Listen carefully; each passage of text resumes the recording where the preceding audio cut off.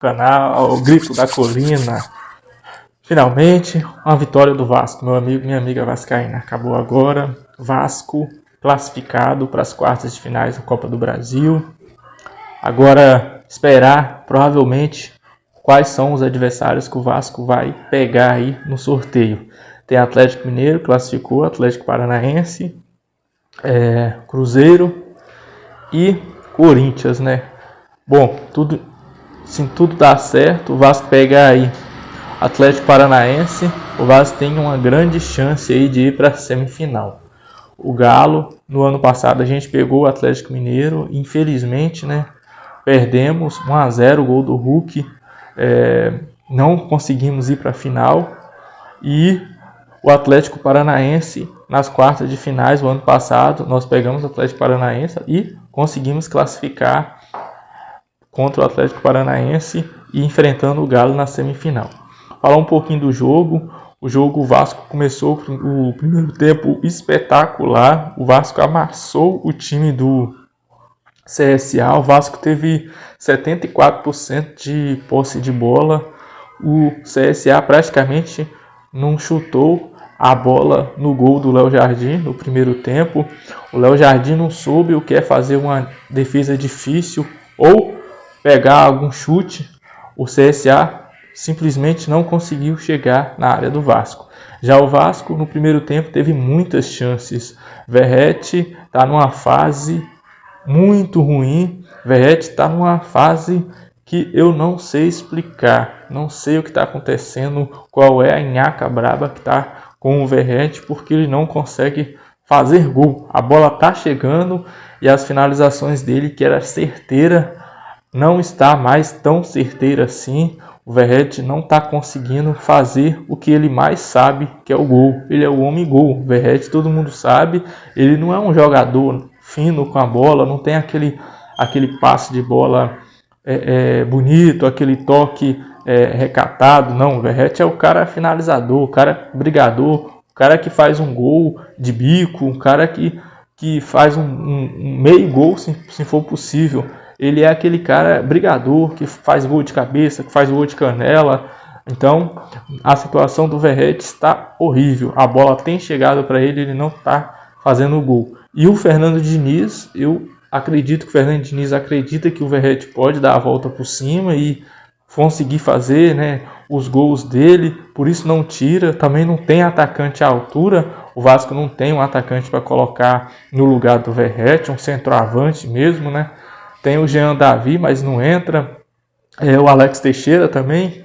Mas quando o Alex Teixeira entra, ele entra como meia. Hoje, por exemplo, o Diniz não colocou o Alex Teixeira, colocou o Garré, que entrou e jogou até bem, entrou no lugar do Nuno Moreira. Coutinho fez um gol, conseguiu, né, tirar também aquela nhaca do corpo dele de não conseguir fazer gol. No último jogo ele até fez um gol, mas estava impedido. No jogo mesmo contra o CSA, lá fora, na casa do CSA, ele tinha feito um gol, mas estava impedido.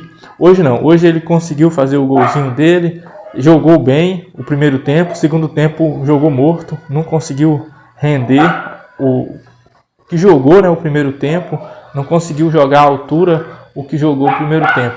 Falar um pouquinho do Paulo Henrique. Paulo Henrique hoje não conseguiu, meu amigo, minha amiga vascaína, acertar um cruzamento. A situação estava tão feia para o Paulo Henrique que o Fernando Diniz no segundo tempo teve que colocar o Pumita. O Puma Rodrigues entrou no finalzinho do segundo tempo, ali por meio dos 40 minutos ali, para ver se conseguia acertar algum cruzamento para o Verratti, para ver se o Verratti conseguia fazer o golzinho dele ali, para fechar os 4-1.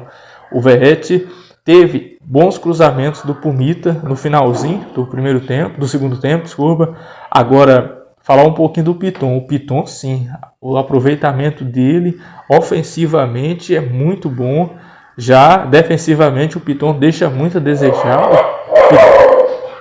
O Piton hoje que estava sofrendo por um jogador chamado Bananinha, eu esqueci o nome dele, mas o sobrenome dele é Bananinha, o final, o sobrenome dele, e o cara tem 1,65 m que estava levando perigo, dando trabalho pro Piton. O cara, que ele não tem, né, de altura, ele tem de força física, é um cara muito troncudo, e o Piton estava tendo dificuldade, ele teve 2 chances que ele conseguiu sair praticamente em vantagem contra o Piton. Ainda bem que não conseguiu levar perigo, resultando aí em gol contra o Vascão, né, não, galera?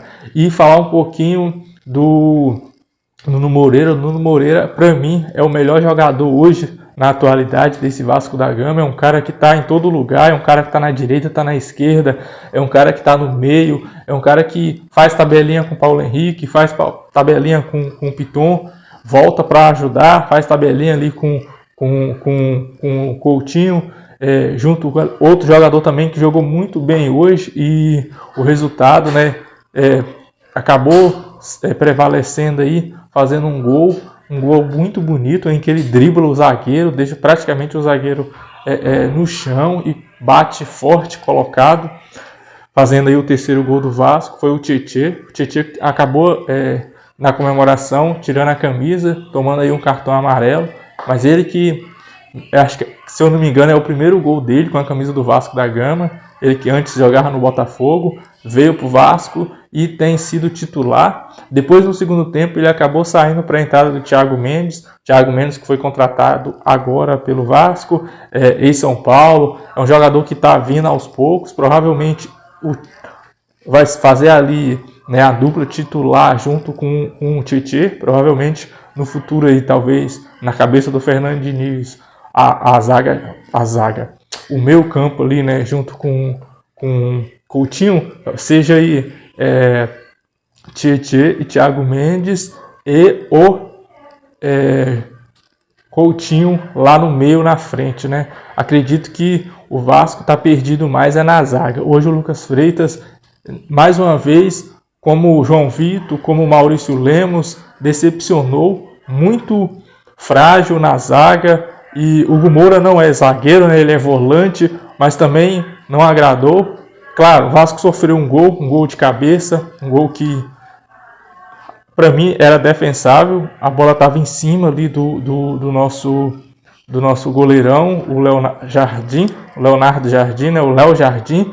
Para mim a bola, mas foi uma cabeçada muito forte, foi praticamente um chute, né? Muito forte a cabeçada, apesar que foi em cima dele. Ele tentou no susto tirar, não conseguiu. E o Vasco no segundo tempo, apesar que teve muitas chances, né? Chances com o David, chances com o Verratti, chances com... Quem caiu muito no segundo tempo, na minha opinião, foi o Rayan. O Rayan não chegou mais no ataque. O Paulo Henrique também ficou muito defensivo, não ia muito para a ponta. Também ele errou muito o cruzamento no segundo tempo. Talvez ele levou tanta bronca do Diniz a respeito de colocar a bola na cabeça do Verratti no intervalo, né? Talvez, eu não tenho certeza, né? Que ficou meio receoso, né, de ir para o ataque. Tanto é que o Diniz colocou o Pumita no segundo tempo para ver se conseguia acertar um cruzamento. Já o nosso Rayan foi o cara que fez o primeiro gol, é o cara que mais arrisca. Se não fosse pelo Rayan, o Vasco talvez não conseguisse classificar hoje, porque o time do CSA estava muito fechadinho, a linha de 6 ali, e o Rayan ele sempre pegava a bola e chutava, levando perigo para o goleiro. Teve uns 3 chutes do Rayan, 2 chutes o goleiro espalmou, e num desses rebotes aí, ele acabou no cruzamento do Piton, e acabou esbarrando no jogador do CSA, sobrou ali para o Rayan, que bateu muito forte, de bico, tendo nenhuma chance para o goleiro do CSA pegar, fazendo aí o primeiro gol do Vasco. Depois, o segundo gol do Vasco veio também no chute do Rayan, o goleiro deu o rebote e Coutinho bateu, fazendo aí o 2-0 para o Vascão. Depois, ainda no primeiro tempo, o Vasco com uma jogada bonita, começando pelo Jair. Depois o Coutinho dá um passe de trivela, o Piton cruza, a bola acaba sobrando para o Tietê, que dribla 2 jogadores e bate muito forte, tirando totalmente do goleiro, fazendo aí o 3-0. Aí o Vasco foi para o segundo tempo, um 3-0, e volta para o segundo tempo, como tem sido o Vasco em todos os jogos. Contra o Internacional foi assim, contra o Grêmio fez um primeiro tempo maravilhoso, um primeiro tempo assim muito bom, e no segundo tempo caiu, tomando um empate, né, do Grêmio. Foi assim também contra o Internacional. O Vasco fez um primeiro tempo espetacular contra o Internacional, fez o gol. No segundo tempo, de novo, recuou, tomou o gol do empate. Da mesma forma, contra o Del Valle, o Vasco atacou. Teve muitas chances de fazer o gol, mas não confirmou ali essas chances em gol, né? Sendo eliminado pelo Independente Del Valle do Equador.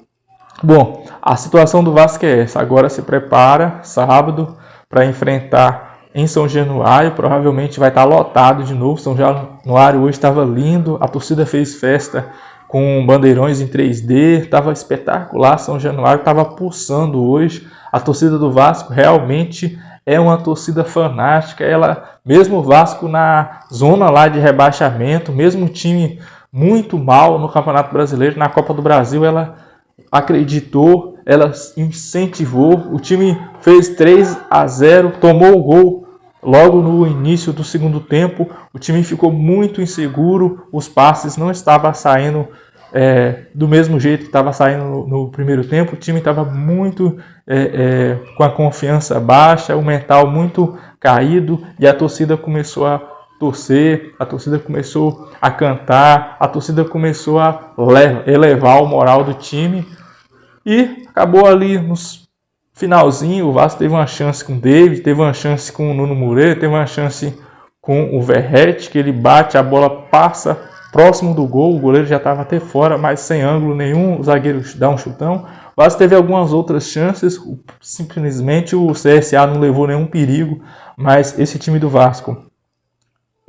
pegando, por exemplo, o Atlético Mineiro ou um Corinthians, vai ser muito complicado. Mas agora é comemorar essa classificação. Por exemplo, times como Palmeiras, né, São Paulo, times como Flamengo, outros times aí não se classificaram, times mais grandes, né, que estão, não mais grandes, mas que estão com o elenco mais encorpado, ficaram para trás aí.